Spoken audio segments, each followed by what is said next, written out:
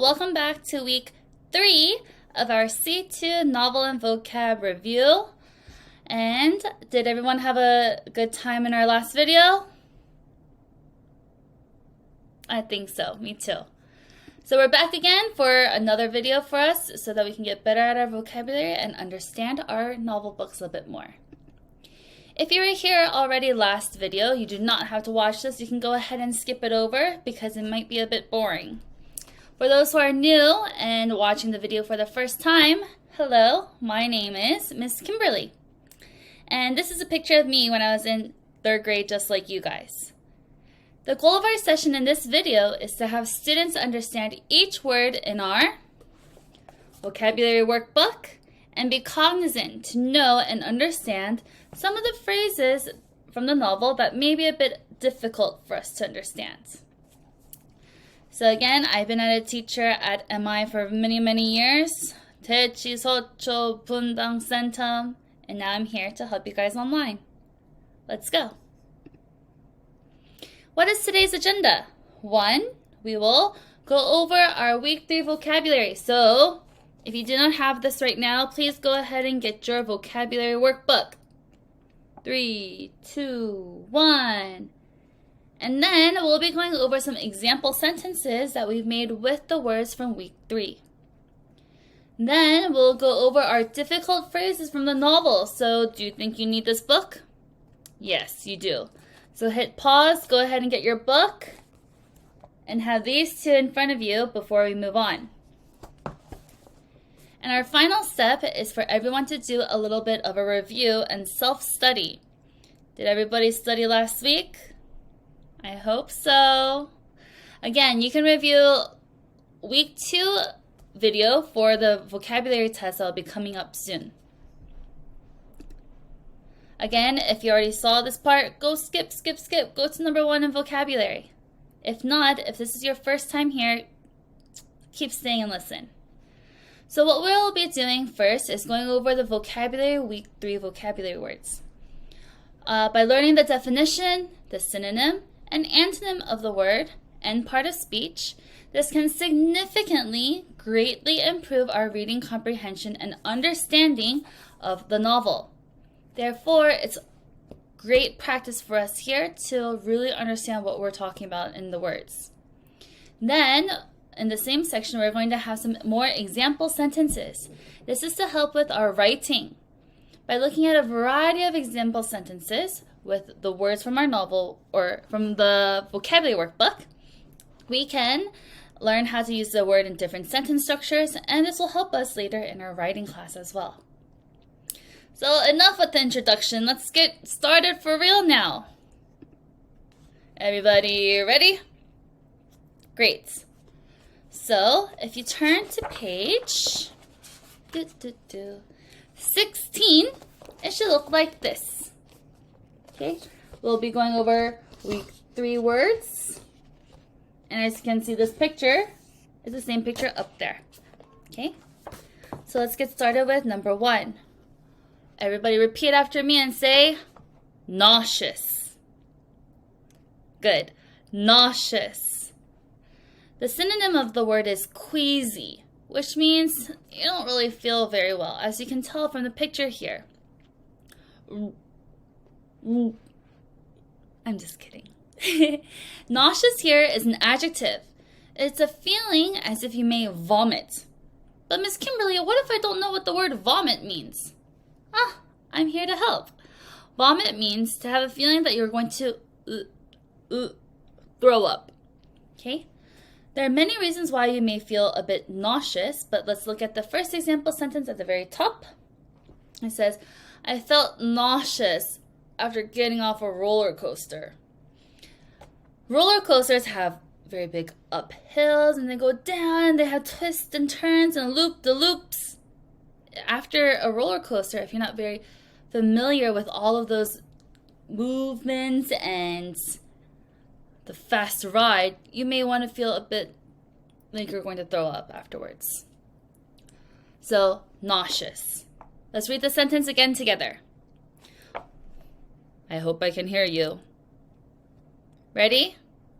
I felt nauseous after getting off a roller coaster. Great job. Let's look at the example sentences at the bottom. First one. The bumpy plane ride caused by the turbulence made me feel nauseous. So here, have you ever been on a plane where you felt turbulence? Turbulence. I hear you. You're saying, what's turbulence? Turbulence is when the plane is really, really shaky. So one time I was on the plane and there was a lot of turbulence. Not only was I scared, but I felt all the food that I just ate going inside my stomach and I felt a bit nauseous. But good thing I didn't throw up. Let's look at the next one. Not only a plane ride, but example sentence 2, it says, after the long car journey, I got car sick and felt nauseous, so we stopped at a nearby rest area. So, I know that there are many rest areas in Korea when you're riding the highway, maybe from here to going to Seoul, and they sell really yummy snacks. Anywho, if you're in the car ride for a very long time, you may feel a bit nauseous. Maybe the car is going, go, stop, go, stop, go, stop, and then you're like, or maybe you've just been in the car, maybe you're reading in the car, or maybe you're looking at the cell phone for too long.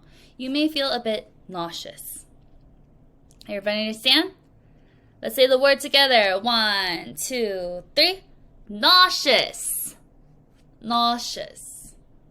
Good. Let's go on to number 2. Repeat after me. Familiar. Familiar. The synonym is knowledgeable, and the antonym here, if we put un in front, it is unfamiliar. So the part of speech is adjective, and the definition says, easy to recognize because previously experienced.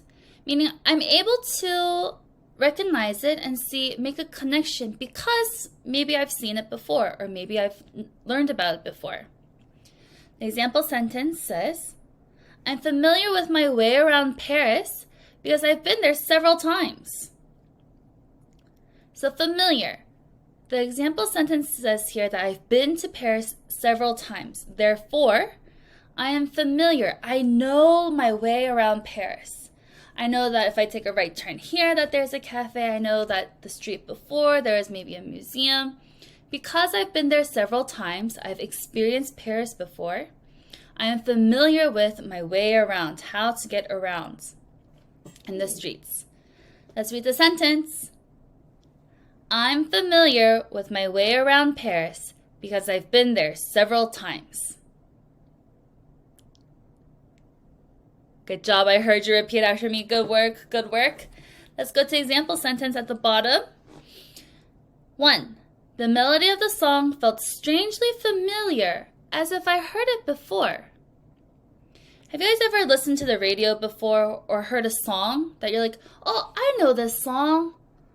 What was it? Where did I hear this song before? It sounded familiar, meaning you're able to recognize it as if you have heard it before. The next one, example sentence 2, the face in the photograph seemed familiar and realized it was my mom when she was younger. So as you can see, if I saw a picture of my mom when she was my age, right now she's a bit older, she doesn't look exactly like what she did a long time ago. If I were to look at the picture, I'm like, it looks like somebody. This person looks familiar. I just don't know. It's my mom. Familiar. You're like, I think I know it. Yes, I do. You recognize it easily. Okay? Everyone say familiar. Familiar. Good job. Let's keep going. Number 3. Let me put on my acting face. Sternly. Sternly. Oh, what did I tell you guys last week? It ends in an ly. It's most likely going to be a adverb. Very good. The synonym here is harshly. I know the word harsh. That means rough. And the antonym is gently. Oh, I know the word gentle. It means very nice and calm and soft. So here, also we see that our synonym and antonym are both ending with ly because they have to be an adverb as well. Okay? So let's get to the definition. In a strict or severe way. Scary. The teacher sternly told the class to be quiet and concentrate. Have you guys ever had a teacher tell you or your classmates to be quiet and concentrate? Yes, they can say it very gently, like, please class, let's be quiet. We need to focus now. I'm saying it very gently. But if a teacher were to be like, class, I need everyone to be quiet now. It's in quite a stern way, sternly. So repeat after me. The teacher sternly told the class to be quiet and concentrate. Very good. Maybe the class is being really, really loud. I don't know. Example sentence 1. The lifeguard blew the whistle and gestured sternly for the swimmers to return to shore. Okay? If the lifeguard is a person who tries to save you at the ocean or the pool or the beach, they blow their whistle and gesture sternly. Am I saying, come here? No. If the lifeguard is gesturing sternly, they're doing hand movements in a very strict and severe way. Maybe they have a little frown. And then they're like, come in from the water. They're gesturing sternly. Example sentence 2. The librarian reminded us sternly to be quiet in the library. So here, the sentence doesn't say that the librarian told them or said anything. Maybe the librarian here also gestured and reminded them sternly to be quiet in the library. Because as you know, in the library we should be very quiet because other people are also trying to study or read. So here we had the word sternly. Everyone say sternly. Good job. This is maybe a word that you already know, but let's keep going. Number 4, annual. Annual. And the synonym is yearly. Part of speech is adjective, and the definition says happening once a year. So every year, something or this thing happens one time, over and over and over again. So here, the example sentence at the top says, our family has an annual family reunion in Hawaii. Wow, I want to be part of that family. That means this family here all get together. They have a reunion with all their family members in Hawaii every year. Annual. It's an annual reunion. Who wants to have an annual M.I. reunion in Hawaii? Raise your hand. I do. Let's all ask the principal. Repeat after me. Our family has an annual family reunion in Hawaii. Good. Example sentences. I look forward to the annual tradition of decorating the Christmas tree with my family. This is something what I did when I was younger. Every year, around, I think right after Thanksgiving, so the beginning of December, so December 1st probably, my family and I, my mom, my dad, and my older brother, we would all come together and put up our Christmas tree. And would decorate it, put different lights on, and different ornaments. It's an annual tradition, what we did every year together. Maybe this is something that's more relatable to you. Example 2. M.I. has an annual Halloween party, and students come wearing their costumes. What? You're new to M.I. and you didn't know? Well, now you do. Every Halloween, the M.I. students and teachers come to MI with their Halloween costumes and even get candy. It's a thing that happens every year. It's annual. So everybody repeat after me. Annual. Woo! This word hurts my heart. Everyone say misfit. Misfit. It is a word used to describe a person who is an outsider. The synonym outsider. So if you see the word miss and fit, it means maybe it just doesn't fit, right? But here, the definition, it says, noun, someone who is out of place among peers or environments. So this person doesn't really fit in. They don't really blend in with the crowd. They're kind of like stuck out. The example sentence says, I didn't know anyone at the meeting, so I felt like a misfit. In our story also, Howard kind of feels like a misfit because he doesn't have any friends in the beginning when he goes to his new school. A misfit. Someone who just doesn't quite fit in or belong. Repeat the sentence after me. I didn't know anyone at the meeting, so I felt like a misfit. Good job. Example sentence 1. She felt like a misfit in her family of musicians, and she loved painting instead. So here we can see that everyone in her family are musicians. Maybe one plays the piano, one plays the trumpet, one plays the violin. However, she felt like a misfit. She didn't belong or fit in because she didn't play an instrument, but instead she likes painting instead. So misfit. So this girl liked painting instead of being a musician. She was a misfit. Example sentence 2. Despite feeling like a misfit at first, the new student found a group of friends with similar hobbies. Kind of like what's happening in this book. But don't give it away if people didn't read it yet. So even though the first student here, the new student, felt like a misfit in the beginning, this person found a group of friends with similar hobbies, so later on, they didn't feel like a misfit anymore. They fit in and made friends. Misfit. Everyone say misfit.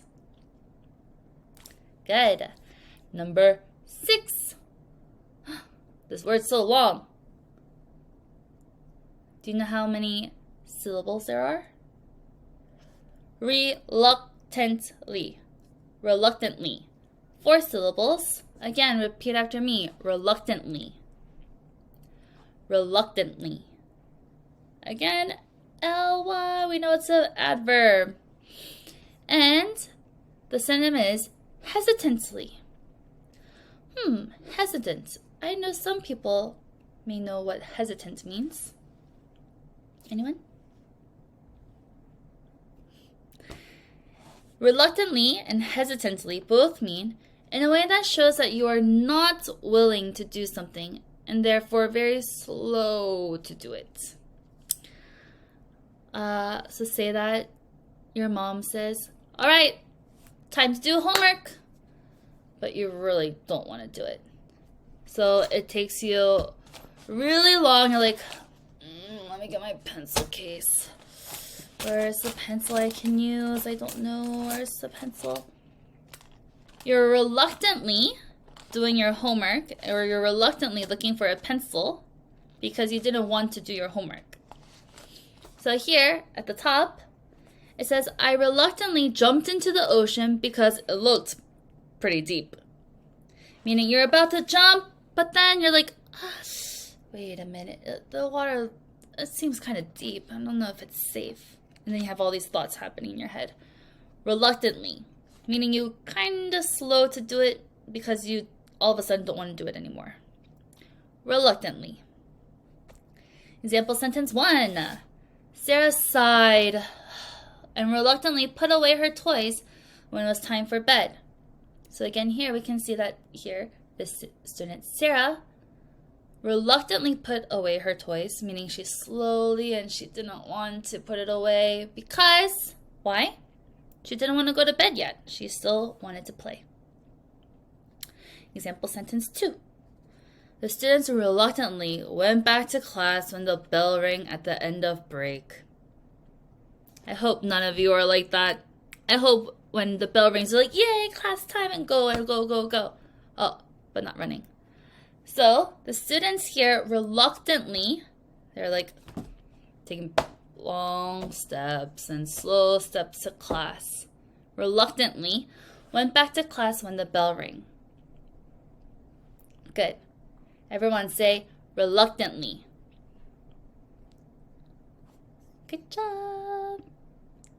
Number 7, collapse. I'm still here. Collapse. The synonym is crumple, and the antonym is rise. And the part of speech is verb, and it means to fall down. To fall down. Everyone say collapse. Collapse. Very good. So here, in the example sentence above, it says the buildings collapsed during a big earthquake.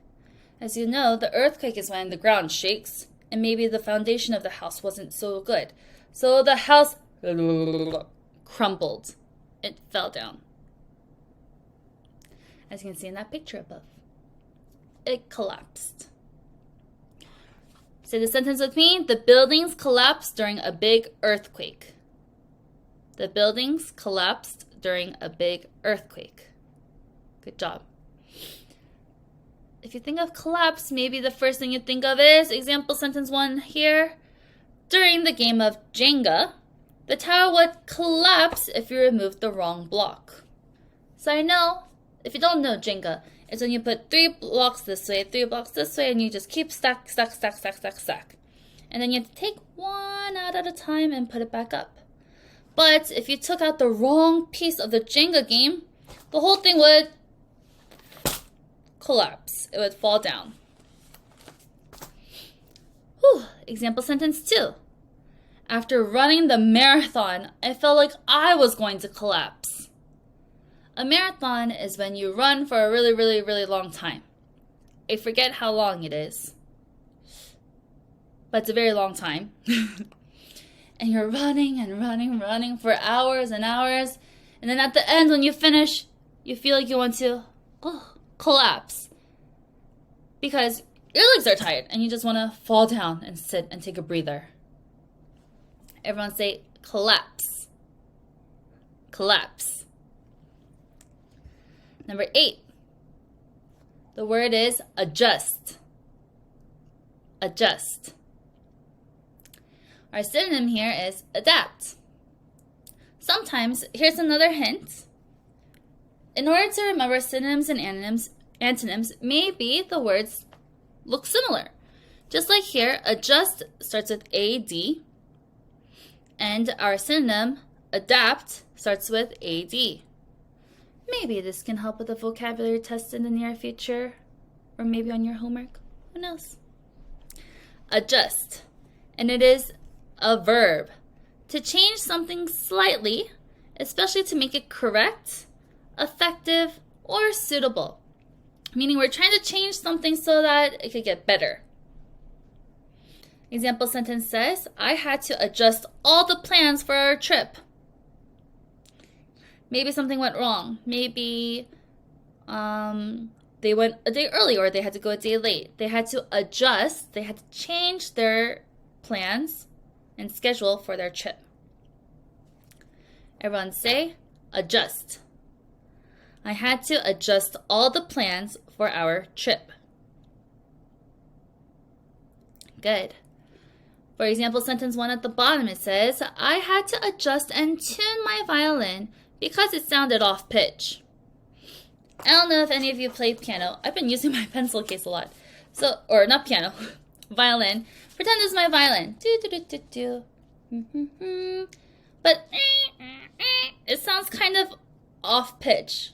It's out of tune, which means I need to adjust the strings to make it sound better. I'm changing it very slightly so that the sound can come out better. Or maybe, example sentence 2, adjusting the camera settings can help you capture a better shot. So say that I'm trying to take a picture of something super far away.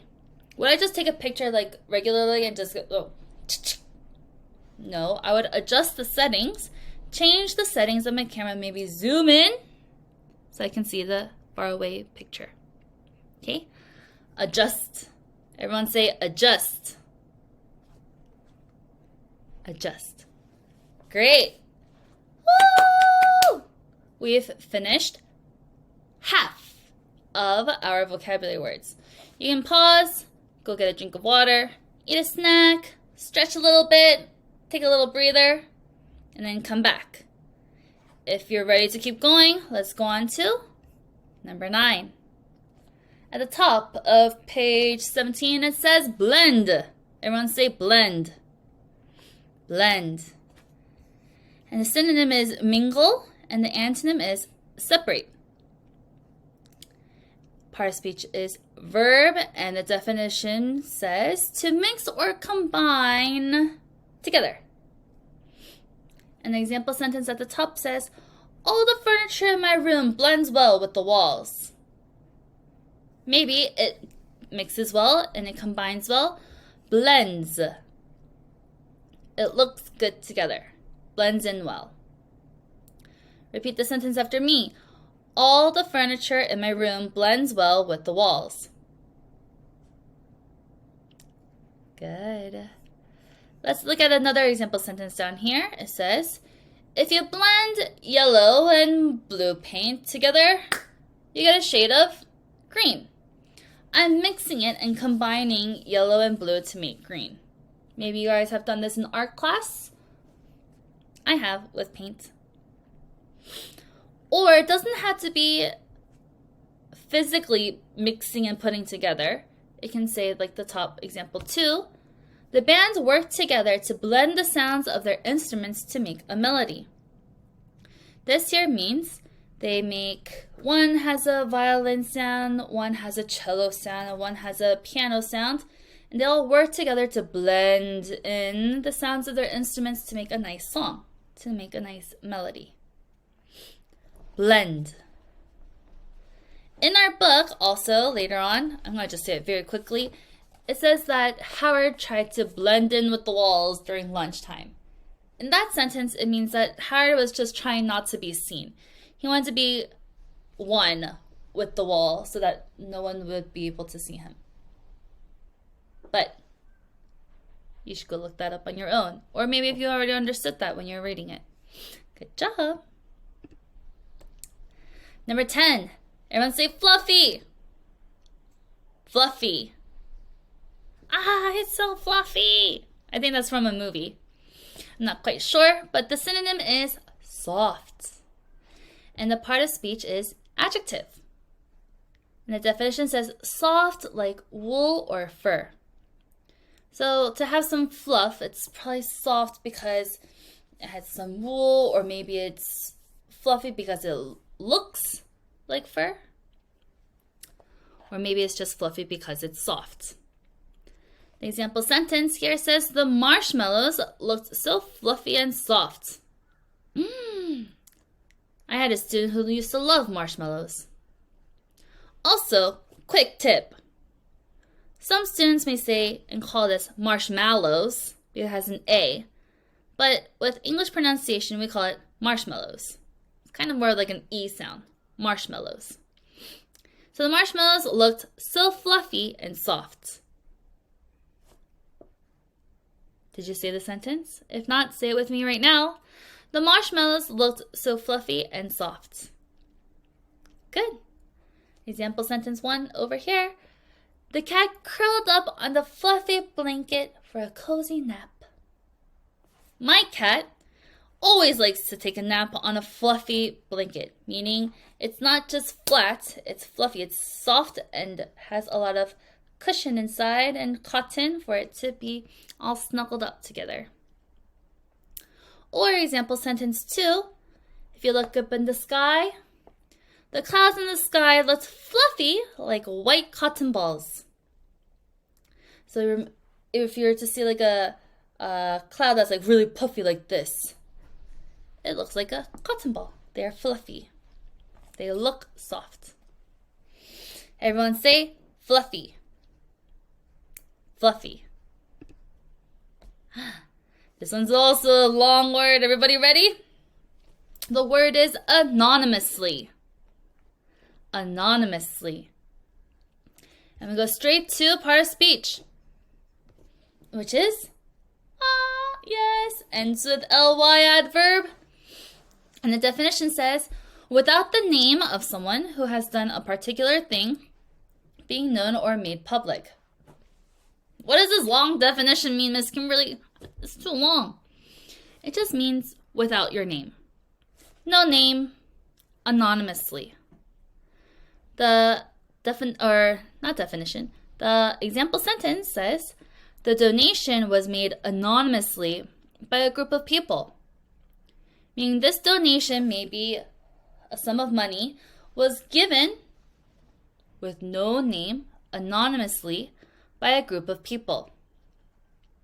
So we don't know who gave this donation because there was no name. Try to think about a time when you had to do something anonymously. As we repeat the sentence here, the donation was made anonymously by a group of people. Good. My example sentences are, we anonymously voted for the class president. So I don't know about you, but usually when we vote for a class president, we all write our name on a piece of paper, fold it up. Sorry, not our name. We write the name of who we are voting for, fold it up, and put it in a box somewhere. That way, we don't know who voted for who, so that it's a bit fair and it's a bit private. We anonymously voted for the class president. No name. Or example sentence 2. I anonymously sent a letter to the boy that I liked on Valentine's Day. Meaning I wrote a little love letter, folded it up, put it on his desk, and watched what his reaction would be like. Without my name, I just gave a letter, anonymously. I have another special sentence, example sentence 3 for this. What would happen if you were to give a test that was anonymously to the teacher? Huh? This test has no name. In this part, we don't really say anonymously. It'll just say there was no name on the test. I do not say I anonymously took my test, because at that kind of situation, it doesn't really mix in well. So instead of here, with the purpose at the top, it's to do something, a particular thing, without your name. Okay? Everyone say anonymously. Anonymously. Good. Number 12. Preserve. Everyone say preserve. And here the synonym is conserve. Another one of my pro hints before. Preserve. Preserve has S-E-R-V-E at the end. And also the synonym ends with the same S-E-R-V-E. This can maybe help you later on when you're trying to remember some synonyms. And the part of speech is verb, and it means to keep something as it is. So preserve, meaning to save it the way that it is here. If I don't preserve it, then I'm kind of damaging it and changing it. Or if I don't preserve it, maybe I can be fixing it in another way. But preserve here means to keep it as is. To not touch it, to not change it. So here, in our example sentence, it says, we should preserve the environment by recycling. So how can we keep the environment good and the way that it is? by recycling, meaning do not harm the environment or earth anymore. So instead, we should recycle. Okay, preserve. Repeat after me. We should preserve the environment by recycling. We should preserve the environment by recycling. Good. Example sentence 1. Museums preserve ancient artifacts and artwork for future generations to enjoy. If you've ever been to a museum, you've maybe seen some old things from the past. Maybe it would have been old dinosaur bones that were preserved, or maybe it was a soldier's uniform from the Korean War, or maybe it was just a beautiful artwork or art piece that Monet had painted before. We're trying to preserve it, keep it as is. The example sentence number 2 says, they preserved the old building even though the whole neighborhood was being renovated. So here, think about a whole neighborhood, and they're reconstructing all of the different buildings and breaking them down and building a new one. Usually when we see big apartment buildings. However, this one building was being preserved, even though everything else around it was being renovated and reconstructed. Is to keep it as is, to not touch it. Save it the way that it is. Preserve. Everyone say preserve. Good. Next one is obviously. Obviously. And the synonym is clearly. Again, ly adverb, and the definition says in a way that is easy to understand or see. Obviously. This girl here, what is she doing? She was in tears and obviously very upset. If I was in tears and crying and crouched down, would you think that that student or kid was overjoyed and happy and ecstatic? Not really. It's obviously that she was upset that she was in tears. Obviously. Repeat the sentence after me. She was in tears and obviously very upset. Awesome work. Example sentence 1. She obviously studied a lot for her test because she got 100% on it. Woo! Obviously, that student had studied a lot because the end results, they got 100%. I can say the opposite. She obviously didn't study a lot for her test because she got a 10% on it. Obviously, meaning clearly, we can tell. Or maybe something that's happening right now outside as I'm recording this. The dark clouds in the sky obviously meant a thunderstorm was approaching.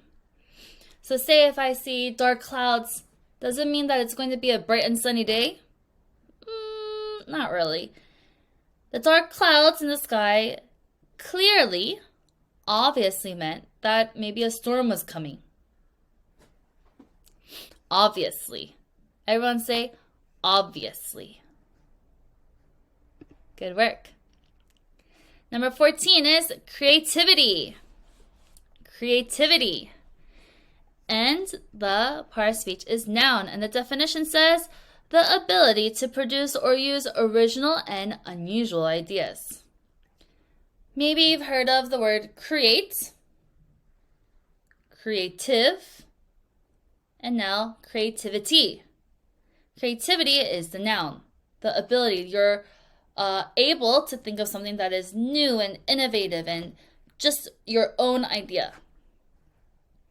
So the example sentence here says, the building he made showed much creativity.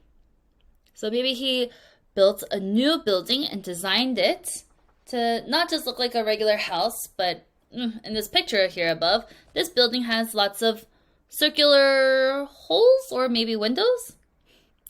The building he made showed much creativity. Repeat after me again. The building he made showed much creativity. Good. Let's go to example sentence at the bottom. The inventor's creativity led him to make many new inventions. Maybe like Albert Einstein or Thomas Jefferson. All these people in the past, their creativity led them to make new inventions for us to use now. They had the ability and knowledge to use their own thoughts and think about new ways to do things. Or example sentence 2, it says, students were able to show their creativity when they were asked to write a story. So if I were to say, write me a narrative? Yes, that means story. A narrative essay, a story, just about anything that you want.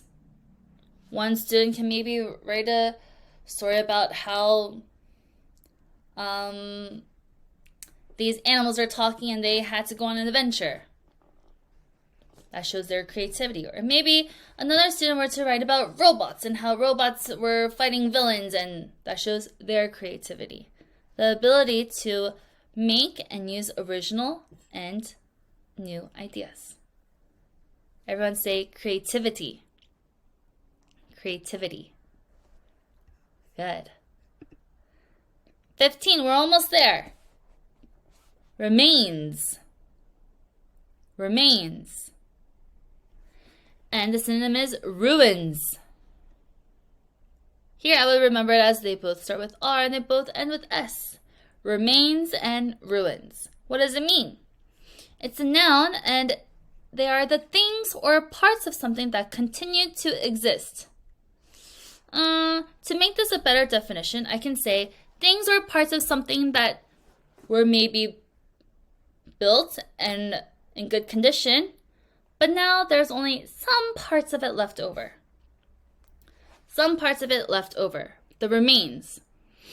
So in the picture is being explained in our example sentence. It says, the remains of the old castle were a famous tourist spot. So here, this obviously, clearly, is not a castle where someone lives. These are the remains of the old castle, the leftover, the stuff that still is there today that didn't get ruined before. Remains. Repeat the sentence after me. The remains of the old castle were a famous tourist spot. Example sentence 1. I had to pick up the remains of the broken cup that my cat broke. So last week in our example sentences, there was a cat that broke a cup. So imagine that cat. And the cup is broken and it's all on the floor, shattered into different pieces. Those pieces on the floor, we would call them the remains. I had to pick up the remains. I had to pick up the pieces of the broken cup that my cat broke.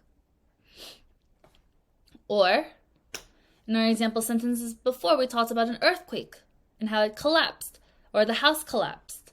Here, we can use this sentence after and say, they went back to the remains of the home after the earthquake. Meaning, the house is not standing there anymore. Since it had collapsed, there are maybe just pieces of it. A window here, a plank of wood there. They are the remains. Everyone say remains. Good. You've made it. Last word. Everyone say heroism. We also can say this word as heroism. If there is a word that you do not know how to pronounce, you can always go into Naver, type in the word, and then it'll show you the definition, and there'll be a little sound button. If you press that sound button, it'll tell you the different types of ways to pronounce a word. So here, the synonym is bravery, and the antonym is cowardice. So here it means bravery, a noun, great courage. As you can see, the soldier is going like this. The soldiers were praised for their acts of heroism. Or heroism, whichever way you would like to say it. Example sentence, the teacher praised the student for showing heroism by standing up against the bully. Meaning this person did not just stand there and get scared of the bully. They're brave. They had great courage to stand up to the bully, meaning fight back. Example sentence 2. Due to Tim's heroism, he was able to climb up the tree and save the cat that was stuck.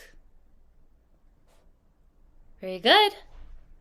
So here he had the bravery, the courage to climb up the scary and tall tree and save the cat.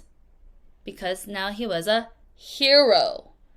As you know, heroes need great courage and to be brave, so this is where that word comes from. Awesome. Woo! Ah! Yes! We finished the vocabulary words. We're right on time. And now we can put this one away. Bye-bye, vocabulary workbook. And now we should have this novel workbook or novel book in front of us. Again, if you're tired, you did a great job and you want to save this video for later, you can press pause, go get a drink of water again, get a snack, stretch, and resume afterwards. If not, let's keep going. Here, in this section of our video, we'll be going over difficult phrases and quotes from the novel. And this is for cultural fluency. So some of the words that are used here, maybe we just don't know it because there's no direct translation in Korean. So instead, let's understand it by dissecting and going through it. By becoming familiarized with different slang and colloquialisms, meaning just bunches of words and phrases, students will be able to relate to the novel and say, I understand what that says now, and use these phrases to convey and show their ideas more precisely and clearly. So it's week 3 words, so we'll be going over chapter 6 through 7. This was a very short 2 chapters, but a lot has happened. But in order to understand what had happened, let's go over some difficult phrases. Here in this book, there were many difficult phrases that we wanted to discuss with you. However, the book had already explained it in the next sentences. Do you guys remember any of them? Where you read it, I was like, what does that mean? But you kept reading, you're like, oh, that's what that means. Anyone? The first one is on page 69. Let's go to page 69. 69, and I have it highlighted here, so it's in the middle of our book. It says, cat got your tongue this morning? Everyone say, cat got your tongue?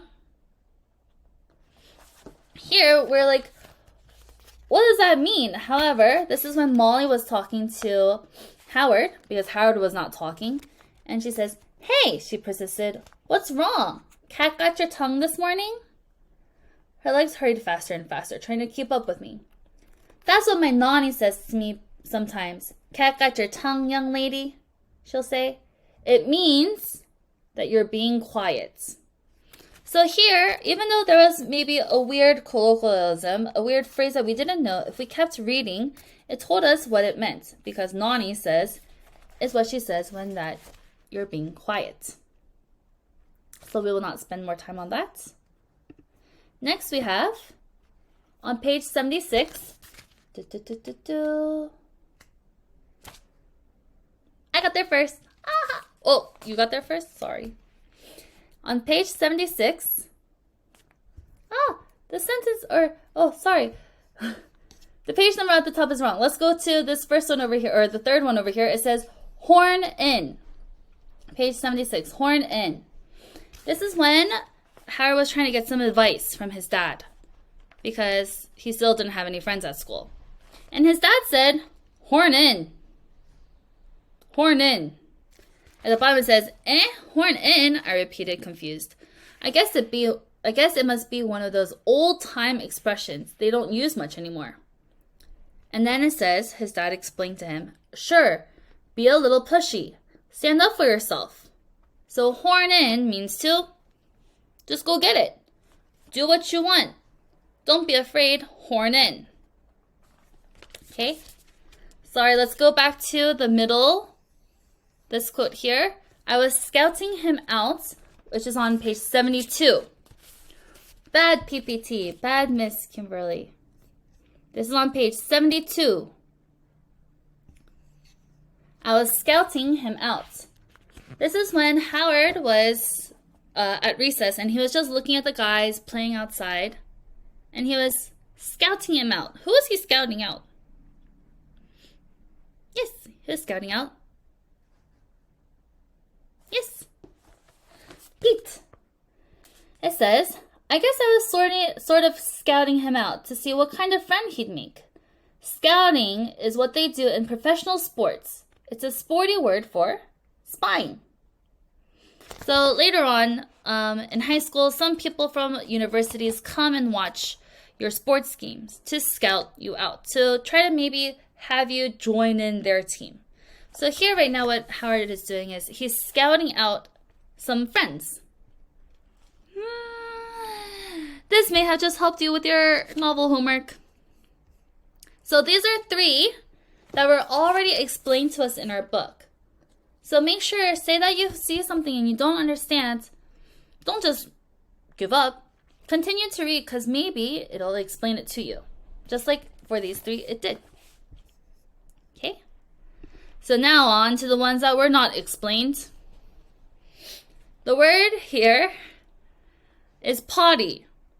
Have you heard of potty? No, not party. Potty. Let's go to page 71. One page behind. At the very top. Hey, Howard Jeeper, why are you running? Do you have to go to the potty? Do you have to go to the potty? Potty is kind of like a little baby word. So here, potty we use to work about a special chair or a place where little kids go to the bathroom when they need to go to the bathroom. So when someone is asking them, it may be a bit embarrassing for older students because they don't use that word anymore. So instead of using the word potty, like this picture, if you know, it's a little seat that helps younger students go to the bathroom. Instead of saying, hey, you have to go potty, we would say, do you need to go to the restroom or do you need to go to the bathroom? Those are more grown-up words, but again, Molly is the one that's saying this and she's still in 1st grade, so she's using a little baby word that could be a bit embarrassing for Howard. Do you have to go potty? So this is kind of used for when you're a little baby word. Let's go to page 78.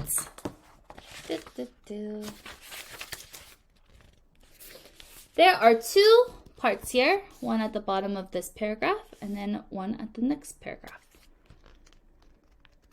He says, this is when his dad was telling Howard to just horn in and join the other friends. It says, mind if I join you fellas? Mind if I join you fellas? And later on, he actually joined them in their table, and then he said, no one seemed to mind, really. Mind. What does it mean to say mind? Here, mind, if I join you fellas, is just another way of saying, is it okay to join you? So imagine you see all these groups and your friends chatting or doing something, and you want to be with them. So you say, mind if I join you guys? Mind if I join you fellas? You're asking them if it's okay for you to be part of what they're doing. So here, fellas also means guys or friends.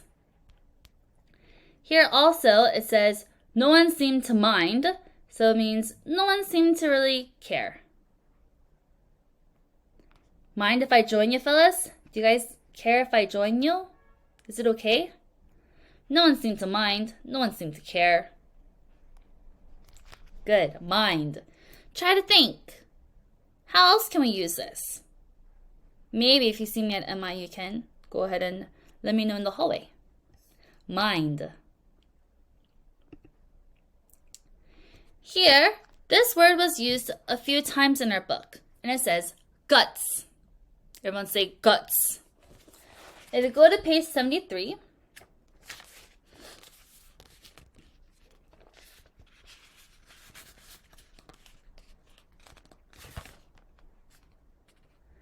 it says, the thing is, to be a wise guy in class takes guts. Kids admire guts. Adults don't. It's that simple. It's at the very top of page 73, the first paragraph. And here we're talking about Ollie, because they're saying that Wally is a wise guy. And wise guy here doesn't mean he's very smart and intellectual and such a genius. Wise guy here means he kind of talks back to the teachers and adults. So to talk back to some teachers, it could be a bit scary. You need a lot of guts. Meaning to be brave or strong in the inside. Because guts literally means like the stuff inside your stomach and inside your body, your guts. So he had to be really brave and strong on the inside and have a lot of courage and not be afraid to talk back or talk to the teachers. So that's what that means. But on page 80, we also use the word guts, but it does not mean the same thing. On page 80, it says, everyone there? Good. On page 80, it says, the only time you can feel good about shouting, "Go home," is when you've had a big fight with someone or if you hate that person's guts. This guts is a little bit different. This does not mean when you hate or that person's bravery. Here, guts is used to mean that you really, really, really don't like that person. You hate that person's guts. It means having strong and intense feelings of dislike or even hatred towards that person. So it's not about being brave like before. Instead, it's about a feeling very deep negative emotion towards someone.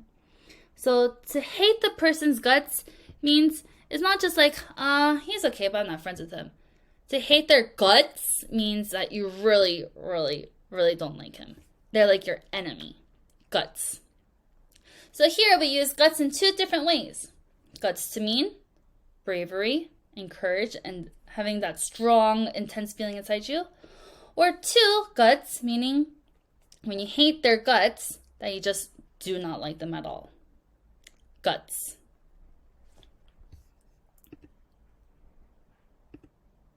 And here, we also have two that are also used here. On page 89, are you there?